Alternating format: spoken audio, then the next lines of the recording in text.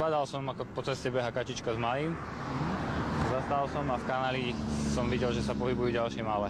6 mláďat spadlo do hlbokého kanála krytého mrežou. Ich mama sa k ním nevedela dostať a pobehovala po rušnej ceste.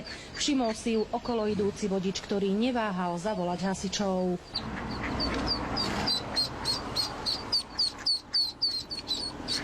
Za mamičkou.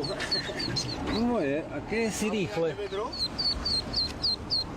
Zlaté to je. Upozorňovali odstavenými blikajúcimi autami okolo idúcich vodičov na to, že sa na ceste niečo deje, aby spomalili. Ďalšie mláďa uviazlo na druhej strane cesty. Hasiči liezli do kanála popri autách, ktoré cestou prechádzali. V premávke si tak museli dávať pozor aj sami na seba.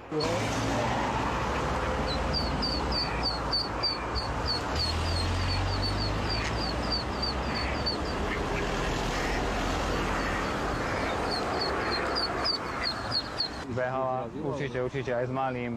Zo 3-krát by ich tu už bolo zrazilo. Kačacia rodina prešla z Hrona cez 2 dvojprúdovky plné aut. Hasiči ich naložili do vaku a odviezli späť k vode. Všetky sa bezpečne vrátili tam, odkiaľ sa vybrali na výlet. Oni pôjdu za ňou.